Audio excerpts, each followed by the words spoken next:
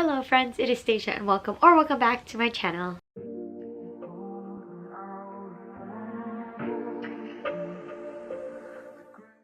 Today we will be going over my March wrap-up. Going to be honest, March was not a great month for me. Work-wise, it wasn't a great month for me, like mental health-wise. So I know sometimes when people are, I guess, down on their mental health, they may read more. I read less, a lot less. So we don't have a whole bunch of books to go over this month, but I did also still want to bring in my wrap-up. I did read a few books and I have enjoyed most of them, so we will jump into that in a little bit. Before we get into that, we are going to go over my book haul, and despite this being my worst reading month yet, I think I've accumulated the most books so far this year in March. So we'll go over that. I have 3 piles: books I bought myself, and then romance books I received, and then books I received that are not romance. So first and foremost, we'll go over all of the books that I bought myself. The first 2 books that I bought myself were from my book of the month box. So the first book that I picked was Count My Lies by Sophie Stava, not sure. I believe Rylan has already read this and said that it was good, so I am looking forward to it. It is a bit on the shorter end, so that is also nice. No clue what it's about, but there's this. Then I got, in March, we were able to get our free book from like the top 5 books of the year or whatever. So this was my freebie that I got from that, and I got Phantasma by Kaylee Smith, mainly because Rylan and Aylin buddy read it and said that it was a lot of fun. So I don't know, I figure why not? It was a free one. The other 4 books didn't intrigue me as much, so I went ahead and got this, and it has a cute dust jacket that says that it was a finalist for 2024. So this was the other book. Not super sure about this. I just know it's romantic-y. That's all I know. And then the next book I bought was a book that I bought for myself because I am on like the read 10 by 1, and I ended up reading 10 books within the first 2 months of the year that I owned. So for my reward for that, I bought All the Missing Pieces by Catherine Cowles. One, because it doesn't actually add to my TBR since I've already read it, and that's the second reason why I bought it, because I read it and I loved it. I gave it 5 stars. It was absolutely amazing, and it's a standalone, so I figure like I bought this and I don't need to buy anything else. Also, I love a good sprayed edges moment, so that is what I bought myself for my 10-to-1 challenge, I guess, for my book buying ban. And then I actually bought 3 extra books, which I'm not supposed to do, but there was a like dollar book sale thing going on at one of the bookstores near me, so I grabbed a couple of my friends and I was like, let's go check it out. So I ended up picking up 3 books from there, and I'm not mad about it. They were literally each $1, like no tax, no nothing, all used books. So I don't know, I was excited about it. So the first book I got from there was Tempt Me at Twilight by Lisa Kleypas, not sure, but this is historical, which I know I'm not a big historical romance reader, but I kind of like a good like historical once in a while, so I got this. I've heard great things about the author, so I figured why not. So very cute, little surprise that I found there.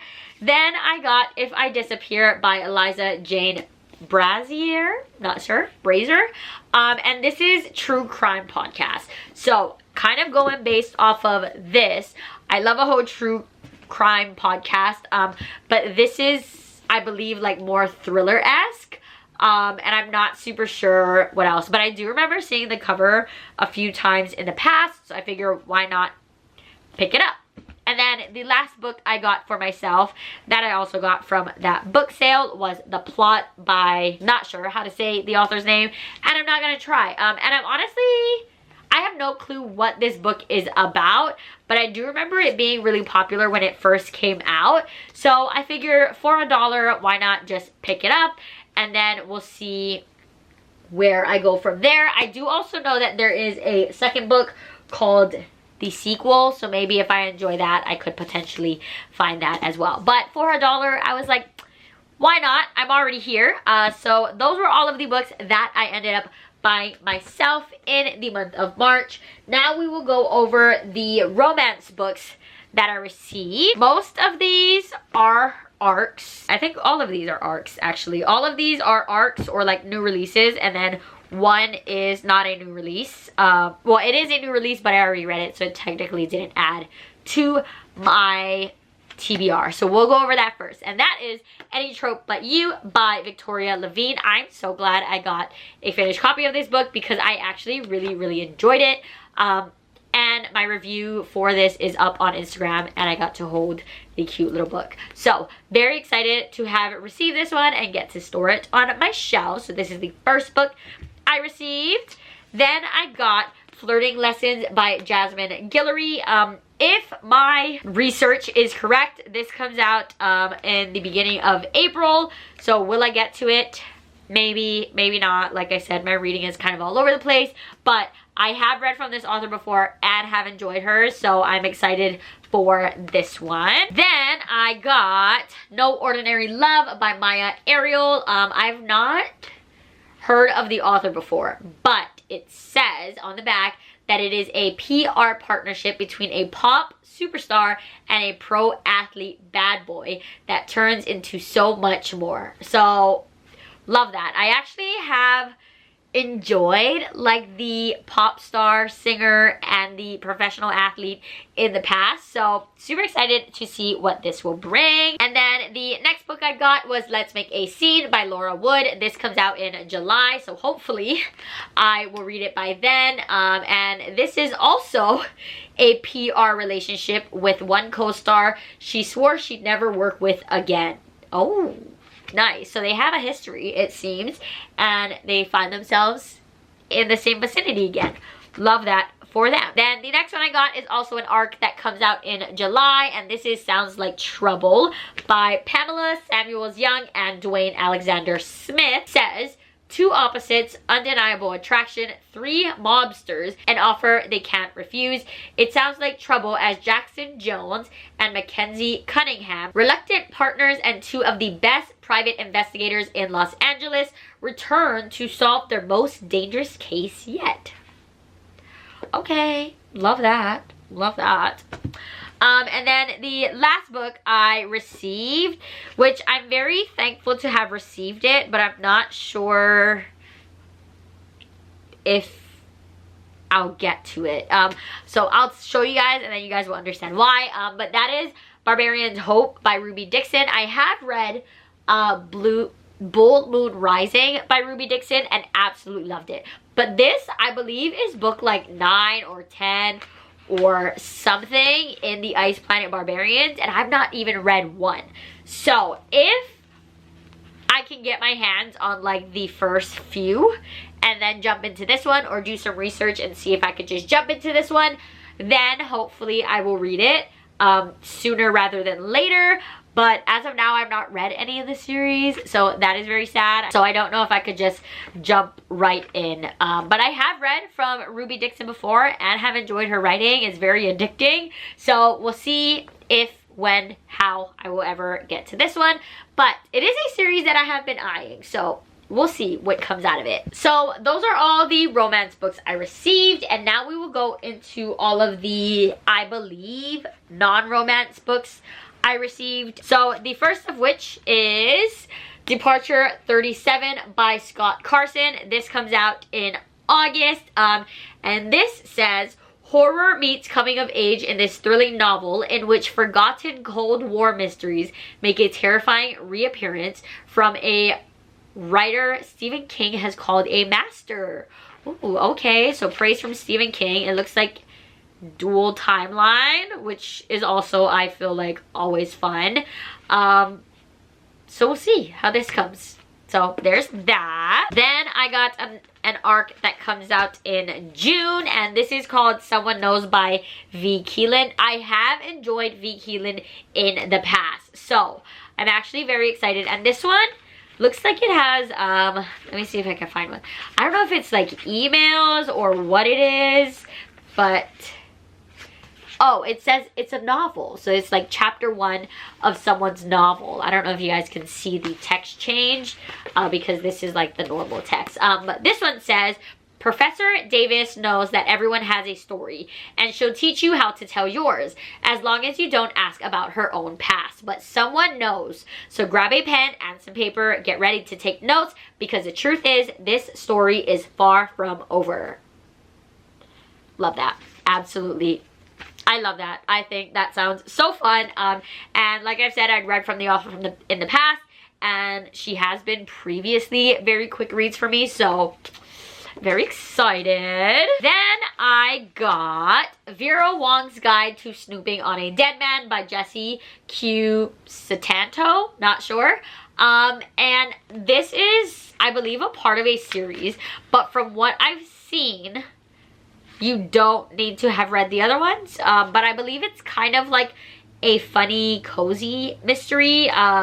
Not entirely sure, but I've heard good things about the author. I've heard good things of like this series, so we'll see. I may have to do further research and see if I can actually read this on its own, but it looks fun. I actually really love the cover, so we'll see where that leads. And then I have one that comes out in May, and this is called The Children of Eve by John Connolly. All it says is, be afraid, mother is coming. Obviously there's like more, but I've just been reading the taglines on the top, and that is kind of terrifying in and of itself, just that tagline. So I guess we'll see what comes of this, but I'm not super sure what to tell you. I don't want to read the synopsis because I feel like it gives me like different expectations. I kind of just like to go in blind, but this also has like transcripts, so that could be fun. I love it when there's a little mixed media in some books.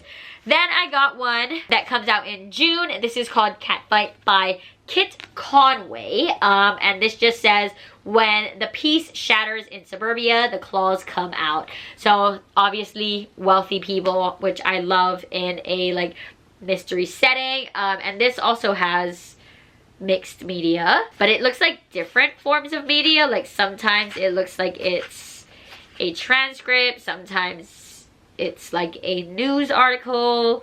Yeah, so I guess we'll see where this one takes us. Then I got one that comes out in August, and that is The Glass Man by Anders de la Motte. I believe, so this is book 2 in a series. I don't know if it's different, like if it's following the same person in different cases sort of thing. But this is book 2, and this just says, if you think you are safe, that illusion is about to be shattered. This is kind of a thick one, so that makes me a bit nervous, but I guess it looks like it's pretty fast. The chapters are short, multiple perspectives from what I'm seeing, so maybe this could be a fast read. It also looks like it's split into different parts. Oh, it must go pretty fast if this is split by like days. Yeah, so we go from Monday, and then there's a Thursday part. I'm assuming there's a Friday, Saturday, Sunday somewhere in there as well, maybe. So it should be a pretty fast read, it seems like. So there's that coming out in August. I believe this is a backlist book. But that is The Main Character by Jacqueline Goldis. This one says, all aboard the Orient Express, where a best-selling thriller author is pulling the strings on a luxurious journey down the Italian coast. But is she plotting a dream trip or a nightmare? Oh, so it sounds like it's kind of like isolated maybe, if they're all on a train. Okay, that sounds fun. Very fun. Then I got one that comes out in June, and that is called 50/50, and this one says, two sisters on trial for murder. They accuse each other, but who do you believe? Okay, I love that. I kind of love that. Then the last book I received comes out in the beginning of April, and this is called Murder at Gull's Nest by Jess Kidd. This looks like a cozy mystery, but not entirely sure. This says, oh, okay, the first in a cozy mystery series about a former nun who searches for answers in a small seaside town after her pen pal mysteriously disappears. Oh, so hopefully maybe there's like some letters in here on how, I mean, I guess how would she know if her pen pal disappeared, right? So that's interesting. All right, so those are all of the books that I received in the month of March. Definitely more of a thriller book mail month than a romance, but you know, I feel like I kind of need to dive back into my thrillers. Maybe that will pull me out of the funk that I'm in with my reading. Now we will go into my stats and then the books that I read. So in the month of March, I read 4 books. Not my best, like I said, but you know, it happens. And that came out to a total of 1,536 pages. All 4 books that I read were romance. I read 2 physical, 1 ebook, and then 1 multi-format. So let's jump into the books that I read. The first book that I finished in the month of March was Pen Pal. I finished this very early on because this was for my Unwrapped vlog, which is already up. This was February's Unwrapped book. So go ahead and check that out if you haven't. I don't really have much to say about this book because the twist, I think, is the biggest part, and I don't want to tell you guys anything that could mislead you, so I'm not going to say too much about the book. I'll say I'll give it 4 stars, and that's about it. If you would like to read it, I suggest going in blind. I do feel like the twist makes everything make sense, so kind of stick it out, but that's this. Then the next book I read was Magnolia Parks by Jessa Hastings. This is the first book in the Magnolia Park series. Completely tabbed and annotated it. Very fun. But unfortunately, I gave this book 2.5 stars. So this book essentially follows Magnolia and BJ. They were together for years. But it's very much like, it's not a healthy relationship. It is a toxic relationship, which is something that the author has acknowledged. Like, that is pretty much the point.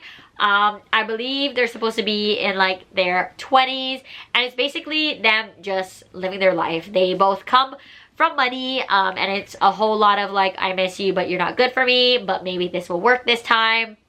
It's a constant cycle. But yeah, so I gave this book 2.5 stars. It definitely wasn't for me. I can understand a toxic relationship. Like, I get it.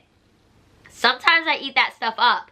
But with this, I just didn't really get the point. I don't understand why anyone liked Magnolia. I don't see any redeeming qualities for BJ, so it just wasn't for me. The main reason why I got through this book was because I was hosting a read-along for it, so that's kind of what got me through it. But I can see why people would eat this up. I just feel like it wasn't for me right now. I just feel that the toxic relationship, I just didn't see the point in it. Like, sometimes they can't help it. Like, I've seen books where it's toxic, but you know, they kind of just can't help it.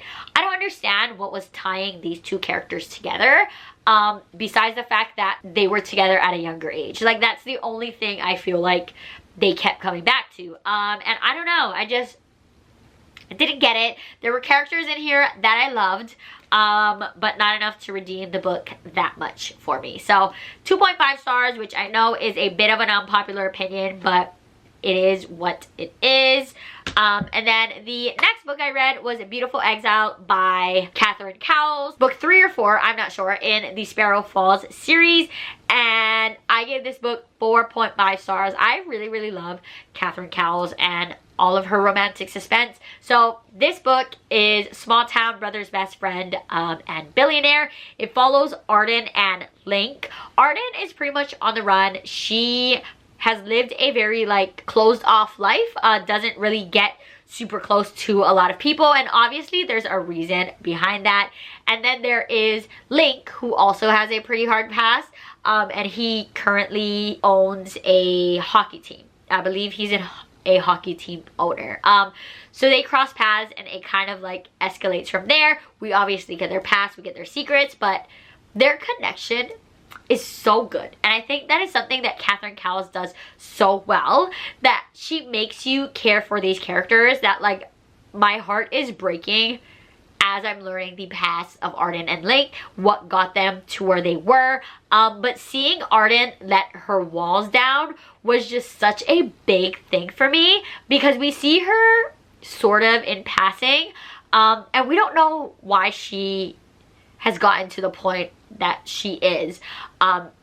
Just watching her get comfortable with Link and finding a safe space so amazing. But also Link being like the protector he is, and the whole like he falls first, it was just amazing. And I really loved Arden and Link together. I feel like they were just a fantastic pair on how patient Link was with Arden, because she isn't super trusting.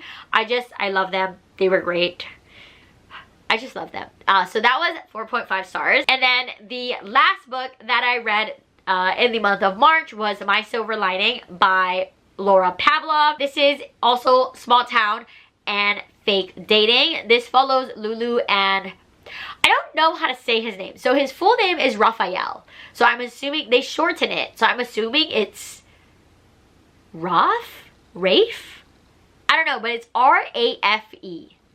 And his name is Raphael. So wouldn't his nickname be Raf?